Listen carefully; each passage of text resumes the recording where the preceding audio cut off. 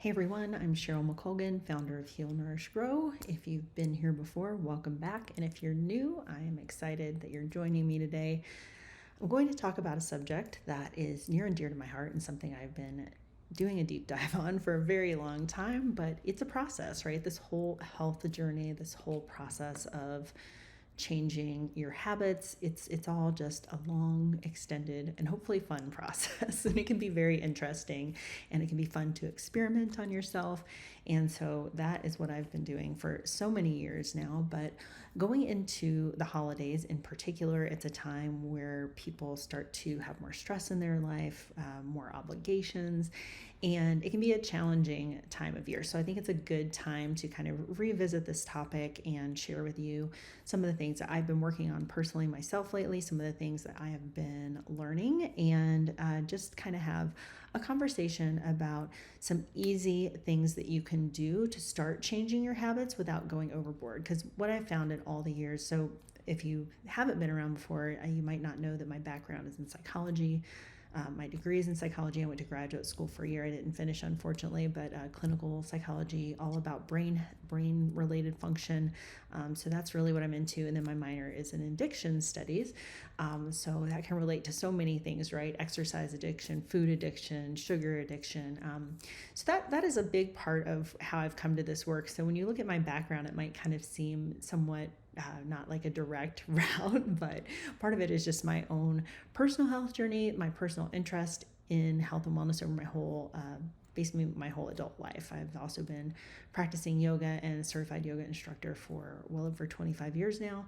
And so not only physical wellness, but mental wellness has been a big part of my focus and what I like to learn about and what I like to work on for myself. So the very first one we'll talk about, and it's especially challenging going into the holidays because your stress levels definitely affect your sleep, and sleep is the number one, and is maybe one of the most easy ones in a way to change or to get better at, but the most challenging to be disciplined with. So if you go onto Heal, Nourish, Grow and you type in the search bar sleep, I have a really good article there that gives some specific sleep tips. But right now I just want to talk about it more generally and more in relation to circadian rhythm. So circadian rhythm is a big thing that a lot of the experts have been talking about recently, and how you can use the natural cycles of light to really improve your sleep and to impact your health in a positive way. And so, you probably, a lot of these things make intuitive sense to people and make common sense as well, especially when it comes to sleep, or, sleeping when it's dark and being awake when it's light. That's pretty basic, right? But it might not always be as obvious in practice how that might look to people. So for sleep, first of all, you want to get the proper amount of sleep. A lot of people kind of trick themselves into believing that they need less sleep, but that is a very small percentage of people, and that's been kind of proven out by studies. Really, if for optimal health, you want to be getting 7 or 8 hours of sleep per night. And as we become adults, that becomes more challenging. Sleep gets disrupted. Hormones, habits like alcohol, different things can really disrupt your sleep patterns. So it gets more challenging to get older for that reason, but also because of just the obligations that adults have, and the amount of things that they have to do during the day with children and with work and with trying to fit in a workout. And oftentimes sleep is one of the things that people will most easily give up because they don't see it as important as it really is. But it is such a key, important factor in your health that it is not something that I would skimp on. In fact, like, I'm putting this number one to talk about, because to me, it's the number one thing that you can most, if you can improve your sleep, it's the number one thing that you can most impact your health with. So, and this is actually very interesting that I'm talking about this today, because I actually have been, I was at my dentist earlier today and had a couple of teeny fillings down where my gums are receding slightly from years of crazy brushing. That's a whole nother story. And I've heard some amazing podcasts recently on oral health, which are really fantastic. But the best advice I can give you there is, number one, get a really good electric toothbrush and just be very gentle. There's no reason to scrub your teeth. It's really a bad thing. But the other thing that has caused gum recession for me is clenching and grinding my teeth. And that's generally caused by stress and sometimes by lack of sleep. In my life, I've definitely correlated it with times of stress. I wear night guards in my mouth, but that also contributes to gum recession. But that's really not, I'm just kind of telling you the background here on why. So I've been, I had these fillings, and I've also had this ongoing jaw pain in my right jaw for many years now. And it's a very long story that I won't go into. But one of the things that she suggested to me was, okay, well, maybe you might consider getting some Botox in the, I believe it's called the masseter muscle, because that is very strong, and she can especially see that it's strong and feel that it's strong. And for some people, that has been absolutely life-changing. Like training that muscle to not be so active can reduce pain. So, but in order to do that, you first have to make sure that you don't have any sleep apnea or sleep problems. And so tonight, I'm actually doing a little sleep test where you hook yourself up. You put some electrodes on your face and behind your ear, and it's attached to this thing. It records you all night. So you're recording any snoring sounds, any breathing or lack of breathing sounds. And it just tracks to make sure you don't have any obstructive sleep. Because if you do have obstructive sleep, you can't deactivate those muscles, because you might cause problems with your airway. So that was a very, very long kind of tangential story. But I think it's also interesting because it will also tell me some things about the quality of my sleep outside of the Oura Ring, which I wear every day. And that tells me some things about sleep quality. So these are great tools. And there are finally two new competing rings coming out in the arena. For years, the Oura has really been the only one that's available, but there's two other ones that I'm testing that I have codes for. One's called the circular ring, and the other one's escaping me at the moment. But anyway, you can find the link on the website. If you go under my shop section, there is the circular one that I'll be getting shortly, and it's got a discount code there. So if that's something you're interested in trying, because it really does, there's something about seeing hard data that can help you really change your habits. And so, for example, one of the things that I've noticed since I've had the Oura is that when I drink alcohol, my sleep is really negatively impacted. And so that goes into some things I'll be talking about later down the line here. But let's go back to sleep. So getting your 7 to 8 hours a night. And then, if you're having problems with waking up during the middle of the night, going to sleep, all of those kind of sleep problems, those are well worth looking into. But there's some simple things that you can do. And again, if you go to that article at the website, there's going to be some ideas, but we'll talk about them now. And one of them that most people are aware of at this point are the blue lights, or any lights for that matter, lights in your house. Some people go to the extreme of putting red lights in their light bulbs, or just using candlelight in the evenings to help your body wind down. But all of this light coming from the TV, coming from the devices, coming from just overhead light, are all sources of things that are telling your body that it's time to be awake. And so that's not good if you're trying to wind down and go to sleep at night. So the more that you can block out light, probably the simplest way to do it is with blue blockers. And I actually have a pair that I've had for a couple of years from, they changed their name, but anyway, I have a link and a discount for that too. Love this company. They've got great technology. Unfortunately, a lot of the blue blocking glasses you just buy off of Amazon or something like that aren't effective because they don't block the correct wavelengths. And so why I'm not thinking of their name right now is beyond me.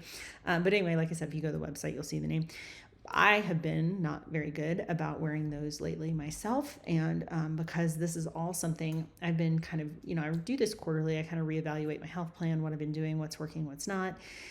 And especially when we're going into the new year, that's always a time to sort of think about this stuff and think about it more critically. And I've been lazy. I have not been wearing them. So that is one thing that I'm going to do the sleep study tonight. So I'm probably not going to start wearing them tonight, just to not kind of give it a broader picture of how my sleep normally is.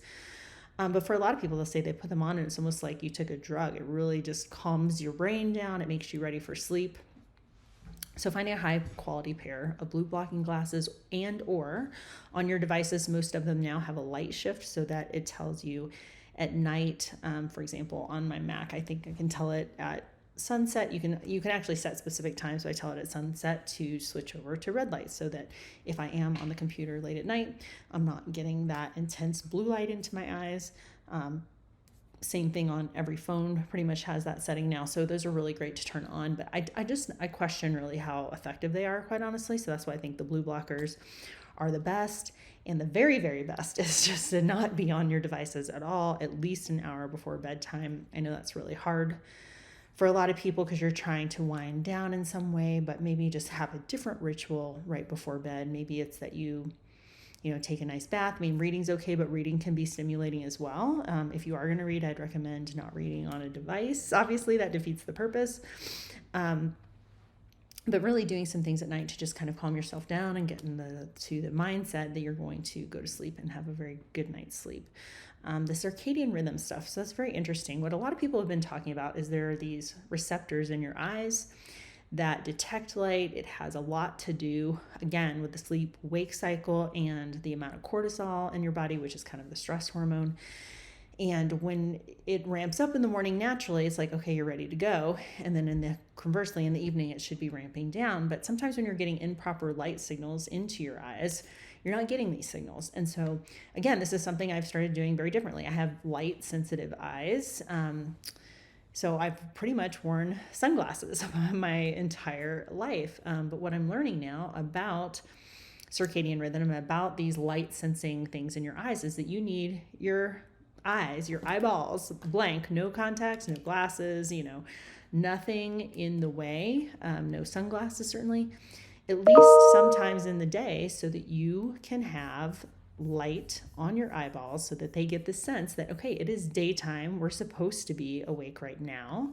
And then you want to really get rid of that, obviously, later in the day. So the most ideal situation, and again, this is something that I have been working on personally. I'm not perfect at it because I'm living in Utah now and it's quite cold in the mornings for at least half the year here. But the ideal situation would be that when you get up somewhere close to sunrise, and that the first thing in the morning, at the very least, you're maybe going out and having your coffee, sitting out on your patio or on your deck or something, and being outside in the light of the morning. Particularly the morning and evening signals of light have like a different effect on your circadian rhythm. And so going out there in the morning, making sure that you're looking at the sky, having some sun come right into your eyes. 10 minutes is a great way to start. Even better if during that first hour of light during the day that you can get out and go for your walk or do your workout outside or something like that. That's even better. So the more extended amount of time outside. And then another thing that you can do when you are drinking your morning coffee outside, looking at the morning light, if it's not too cold, obviously you can have your feet on the actual ground of the earth, because this is something, grounding or earthing it's called. It sounds very like hippy dippy, but it's a real thing. Our bodies are made of electrons and ions, and connecting your feet to the earth, it has like, so think of it like it works kind of similarly to an electric outlet. This is an electric process, but that you are actually getting negative ions from the earth, and it's the opposite word. It kind of seems weird. It seems like you should be getting positive ions. It would be good, right? But no, you want the negative ions from the earth, and your body is getting rid of these bad electrons or bad signals through this contact. And so most people, you might go days at a time always having shoes on, never having your feet in contact with the earth. The other way that I've decided to deal with that part most recently that I've been working on, I've gotten grounding mats also because I love them so much. Got a link for them. So you can also find that over on the website under the shop tab. But basically it's a mat that attaches to your electrical outlet, and when your skin is in contact with it, it grounds you. And you can test this by using the little meter that they have with it. But that way you're getting grounding, even if you can't have your feet on the ground. Like I said, here it's so cold in the morning for a lot of the year that's a pretty big challenge for me, is to actually have my feet on the ground. So the next best thing is to have these grounding mats. I have one under my workspace where I can have my feet on that during the day. And then now I also have one on the bed because that's where you spend a third of your day if you're getting good sleep. And so you can, while you're sleeping at night, getting the benefit of grounding. So that's the whole thing with sleep circadian rhythm. If you have any questions on any of that, definitely let me know. It's a topic that I've wanted to write more about on for a while, but I just haven't had time at the moment. I think I've mentioned this in the podcast before. I've been producing this event that's coming up here in October, and it's been taking up a lot of my time. So unfortunately, some of my writing projects have been put off. But I've decided, I had an interview the other day with somebody on the podcast, and we were talking about, I can't remember the exact topic, but he really answered a question in my mind of sort of what I should be doing. So I'm kind of letting that go going forward after this one and refocus on, obviously this stuff, this health and wellness space is my passion. Sharing my knowledge with people is a passion, trying to help people on their own personal health journeys and to have them feel better and have more wellness. That's all what I'm passionate about. And I really need to keep that focus for me because it has been affecting me in some way. That's also part of the reason that I'm evaluating this right now, some of the things I've been doing and some of the things I want to change. So sleep and working on your circadian rhythm is a huge thing. I could say one more thing I'll say on that I think I'm going to try experimenting with as well. And I can't remember the name of the researcher, but there was a study out and it was talking about, how many of us that do in this low carb space, you just end up not being hungry in the morning, or, we've all finally learned that you don't necessarily need to eat breakfast. If you're not hungry, maybe you just go with that, right? And the reason it's easier on keto is because you don't have these big blood sugar swings that can make you kind of hangry and hungry all the time. So you're more easily able to fast. So a lot of people get into that eating pattern, just skipping breakfast and then eating lunch and dinner. Well, part of this circadian pattern also has to do with waking and eating and kind of revving up your metabolism for the day, that sort of idea. But his sort of thought was he compared two groups, patterns of eating. And so eating within an hour of waking up had some positive effects in the body. It's not something I've experimented with yet, but I think I'm going to maybe do a trial on that, see how I feel. And so that's just something to consider as well. Or certainly if you're very hungry when you wake up, obviously there's no reason to always, I'm pretty flexible with my intermittent fasting. So if I happen to wake up super hungry one morning, I'll just eat. It's not a big deal. I don't feel like you have to do it every single day. And certainly nature loves variety, right? Doing the same thing over and over and over, exactly the same pattern, exactly the same way, as far as eating, as far as exercise, any of those things, it's always best to shake it up. At least every few weeks, do something a little different, go with a different pattern for a while, kind of trick your body, for lack of a better word, seems to work. So shaking things up a little bit. Okay, so now we really will leave sleep and circadian rhythm. So if you're watching this on video, it'll be obvious that this is a different day. I actually was recording a new recipe today, and so have eyebrows on, have some makeup on and stuff. Much different than the last recording. But anyway, I realized that when I was talking about sleep, I forgot like the literally most simple thing that you can do, and that is magnesium. And most people are deficient in magnesium due to our food supply. Soil doesn't have great minerals in it anymore, and so most people, when they're tested, they'll actually be low on magnesium, and it is such a fantastic thing for sleep. So the kind that I use actually has all 7 different kinds of magnesium in it, which is great because it helps with recovery, helps for all kinds of body processes. Like if you're low in magnesium, a lot of other things won't be functioning well either, but it's super important for sleep. So like always, if you're going with any supplements, look for the GMP seal, good manufacturing practices, and ideally some third-party testing. But the one that I've vetted and I think is the best, and like I said, it has all 7 kinds of magnesium that I've been using for a couple years now, is by Bioptimizers. So if you want to use that, I have a link. It's healnourishgrow/Bioptimizers. You'll get a really awesome deal on their product, and it has definitely made a huge impact on my sleep. So anyway, on to the rest. We'll move to the second thing, and that is exercise. And so everybody knows, obviously, that you should be moving your body in some kind of way.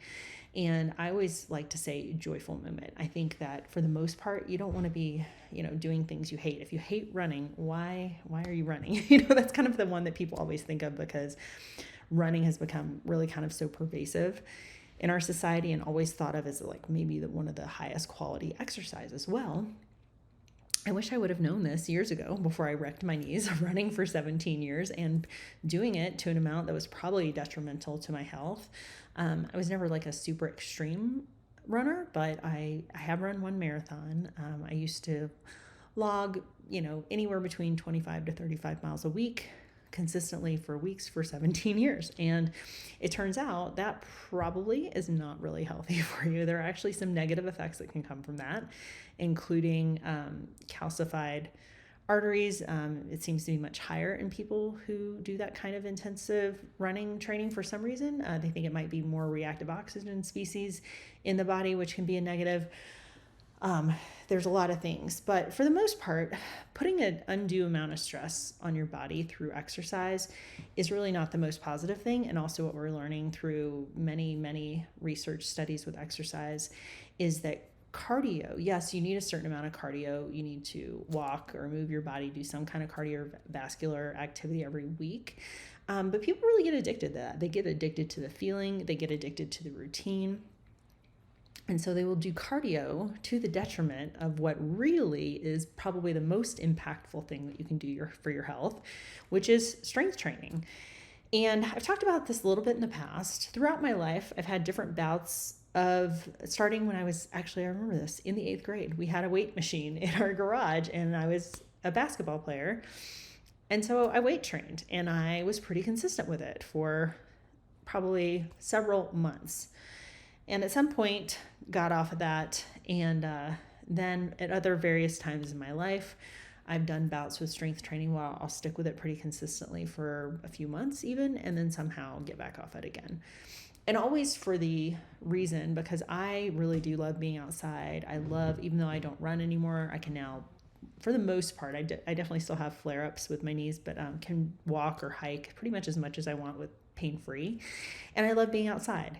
And so for me, I've always joked, like, I'd literally rather hike for 10 miles than go spend an hour, weightlifting in the gym. And that is the truth. I don't enjoy it. I wish I did. I don't even know if there's any way to I should look into my own psychology and figure out if there's a way to trick myself into liking that form of exercise better. But it's just never happened up to this point, unfortunately. But what I have been able to do is for the last since the beginning of August, I think it was the end of July or August 1st, I started strength training again. I'm not trying to do anything crazy, just 3 times a week is all I'm looking to be consistent with right now. And so far I've been able to maintain that. Outside of 1 week, we went away on vacation and we were traveling all over the place, moving every 2 days. And most of the hotels we were staying in weren't like traditional hotels. This was over in Europe, and they were just like more like an inn or a house that had kind of been converted to like an Airbnb situation, but maybe with breakfast or something like that, kind of more like a bed and breakfast situation for the most part. So there weren't gyms really. Now we were very active, walked a ton. In fact, one day my Fitbit, I think, said we walked like 11 miles or something. So I was very active the whole time, but I just wasn't doing any strength training outside of, I think finally one day I decided I was going to do a few push-ups, and then somehow I kind of cranked up my shoulder. So anyway, mainly consistently for 2 months now. I'm hoping I can maintain that. And the reason that I've done this, even though I don't enjoy it, and people always say, well, the best exercise you can do is the one that you'll do, which there's a lot of truth to that. I'd rather have you do anything than just be sedentary, whatever it is you love, like dancing around, playing tennis, shooting hoops, even running. Maybe just don't be crazy about it. Whatever you enjoy doing and that you will do, obviously you need to do that. And so obviously I still take my hikes and everything. But what I have done is, instead of doing that every single day, I've taken the other days and said, okay, you're going to work out for this amount of time anyway. The strength training just has so many positive benefits, right? It helps our bones stay really strong, so potentially preventing osteopenia or osteoporosis. The amazing thing is that, after, I think they say 30 or 40, you just start losing about 8% of your muscle mass every decade. And so if you're not doing something to actively maintain your muscle, you're just losing it. And that has an impact on your metabolism. Muscle is the most metabolically active tissue in your body. It is expensive to maintain, and that translates into calories, and it translates into being able to eat a nice healthy amount of food, an amount of food that will serve you well and make you happy and make you feel like you're eating. Whereas if you get very little muscle and you've got a lot of fat on your body, you're not able to eat that much without, to maintain your weight. You just can't eat that much calories. Whereas muscle, like for every pound of muscle you put on, you're able to burn 50 to 100 more calories. And so maintaining that muscle strength is super important. The other thing that it's really impactful for is just your overall health. There's a lot of data now on sarcopenia, which sarcopenia is basically losing muscle mass as we age. And people that are weak or that don't have a lot of muscle, it's like you start being able to not accomplish the things you need to do in daily life. Just getting out of a chair, carrying in your groceries, walking, you're more likely to fall. And then once you fall, there's some astonishing statistics on it. If you break a hip, the decline after an accident like that is just almost impossible to recover from. And for a lot of people, it even means the road to dementia, which there's this crazy association between breaking your hip and dementia. I don't know why, but it's been shown in a couple different studies. So it's just really important to stay strong as you age. And so strength training of some kind is kind of a non-negotiable thing at this point if you want to stay healthy. So I have making myself do it. I'm not happy about it. I still, every time I go, I'm just like, I'm doing it, but I'm not. But that, what, some things in life, right? You have to do some things you're not happy about. So I just look at it like that. I'm like, I'm going to do it.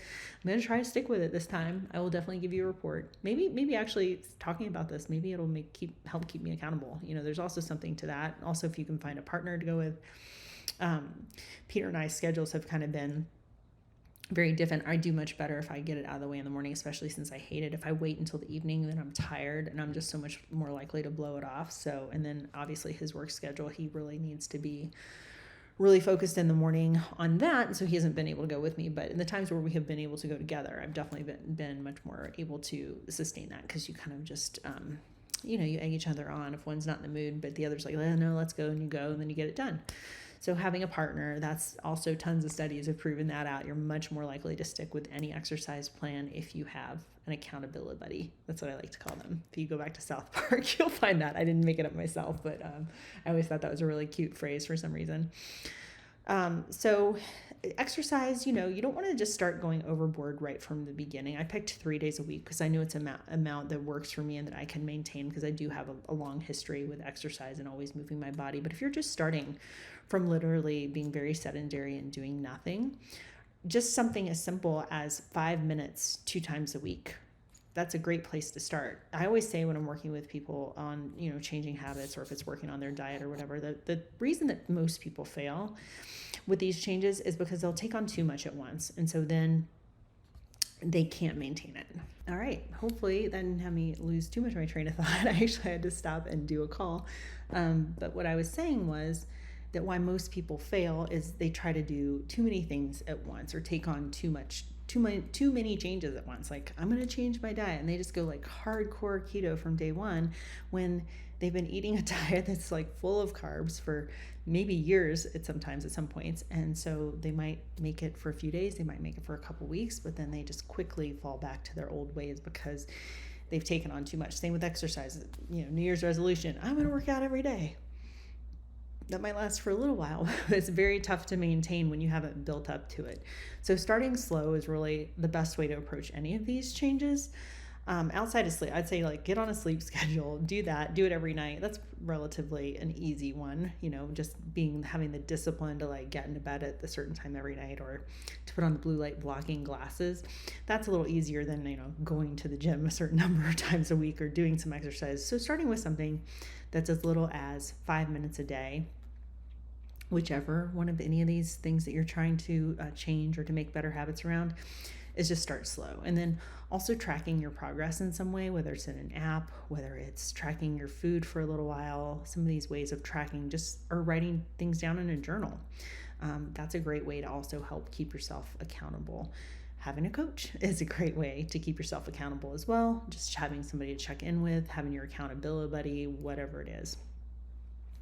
So now that we've talked through the exercise one, the final thing is diet. So with diet, it's, there's any number of ways that you can approach diet. There's all different kinds of ways that people think are healthy, not healthy. What I think everyone can agree on is that staying away from processed foods, it doesn't matter if you're vegan, vegetarian, you're a dietitian, you're a nutritionist, whatever, everybody agrees that processed food is a negative. And I was actually listening to an interview today with a doctor that works out in Minneapolis, and he worked with I believe it was the NIH, National Institute of Health, for several years doing this study around visceral fat. So the visceral fat is the fat that is highly correlated with all kinds of negative health outcomes, heart disease, all these things. And it's the fat, it's not your subcutaneous fat. So subcutaneous fat is like when you grab an inch on your waist or wherever it is, and you can feel that. That's generally like just under your skin, subcutaneous fat. That's what it means. Where visceral fat is fat in and around your organs. There's also this dysfunctional fat that gets in your muscles. So his studies were all around, scanning people to see what their amount of visceral fat was. And what he found was that in the scans, they would do these diet and lifestyle changes. The change that he got them to make with the diet, and this is what I've always said, I do eat keto, very low carb, 90% of the time. But that's not necessarily for everybody. But what is most important about my diet is I eat all whole foods. And that's usually what I say to people when they come to me for diet advice. Well, do I have to go low carb? Do I have to do this or I have to do that? I think the best thing that anybody can do for their diet is to reduce the amount of processed foods that they eat as much as possible. So if you're starting from a place where you're eating fast food every meal of the day, every day of the week, you're not going to go cold turkey. Again, for the reason I said before of doing things too quickly, that's not going to go well. You just want to start making these small changes that lead up to these bigger habits. So maybe it's for, the first week, maybe you just cut out one meal and you just eat one meal that's whole foods every day, not every single meal. Or maybe most days of the week, you eat one whole foods meal. It just depends on where you're starting from. If you're starting from, a mostly clean diet, you don't eat a lot of processed foods, you just whittle that down even more, because anyway, the association was that the less that people ate processed foods, the more impact that they had on their visceral fat, and they experienced all kinds of positive health outcomes from that, whether it's just feeling better, losing weight, less inflammation, all kinds of positive things. So working on your diet, whether you decide to be, I definitely don't recommend, I did vegetarian for 7 years, so I know. And I know at one point, it's always what the media is pushing at the time, right? And we're still in a very plant-based narrative right now. But the truth of the matter is most people cannot get the proper amount of protein that you need to maintain and build muscle through a vegetarian diet. It's very difficult. And on top of that, a lot of the sources that vegetarians use to reach that higher level of protein is very processed food. It's not a naturally occurring food. So even though I wouldn't recommend vegetarian or vegan, it can be done. It's very difficult, but I would just say whichever diet style you choose, whether it's just all whole foods and you don't give too much thought to sugars or whatever, because you're going to cut out all the processed sugar. If you're not eating processed food, you might eat whole food sugars like fruit or starchy things like potatoes, things like that, but it's still all going to be whole foods. And that is what I've always said is the biggest impact that you can do is to just eat whole foods. So it doesn't have to be keto, it doesn't have to be super low carb, especially if you're coming, again, from a diet where you have not been very focused on this in the past or have not eaten a lot of whole foods. Just making that simple change. Number one, it's going to be challenging enough without going super low carb. But number two, it's going to have a huge impact on your health if you're a person that's eating a lot of processed foods right now. So that, I think, will end the episode for today. I hope this was helpful. I hope you are starting to think about changes you want to make in your health going into the new year. Oh, wait a minute. No, I lied. There is one final thing I want to talk about because I mentioned it earlier in the podcast. And that is the other thing that this doctor said about the visceral fat is drinking alcohol. We all know it's bad for us. I think I already said that earlier in this, but it impacts your sleep. It impacts your visceral fat. It is a neurotoxin, so it's bad for your brain. It is excess calories. There are so many negative things about alcohol, and alcohol use has really skyrocketed since 2020 for obvious reasons. Things that were going on in the world. But the good news about that is there is becoming more focus in the health space about people talking about alcohol use, how it affects all different aspects of health, how it's so much better for you without it. There's this kind of whole new sober movement, even in people who don't have what we would typically think of as a drinking problem, but have just chosen, because of the negative health impacts, to quit drinking alcohol at all or drink it very, very less frequently. So I've been actually focused on that myself because I did notice some of that habit coming in during the pandemic, having more alcohol. It's not necessary. It's not good for you in any way. There is this thing called life balance though. And so obviously if it's a way you enjoy social time, if it's a way that helps you relax, that there's some, mental benefit to that you could see. But overall, you just don't want to be doing it excessively. And so one thing that I have started using is this app called Sunnyside. It's actually very interesting. It's not trying to get you to really quit drinking. It's just trying to get you to be more mindful about it. And I think it's very useful. It has like a daily check-in, and you can kind of plan out your days. Like, I'm planning for this day to do none. It's just, so it's like another accountability tool. It's another way, another thing that you can use to just improve your habits. And so it's like anything else, like tracking it, like tracking food, tracking your workouts, saying you're going to go 3 days a week. It's that kind of same thing with alcohol, instead of just letting it kind of become this thing where it's like, oh, but we have this thing, or, oh, I'm going out with my friends tonight, or even though I said I wasn't going to drink 3 nights this week, all of a sudden it turns into whatever it turns into for you, whether it's every night or whether it's once a week is too much for you.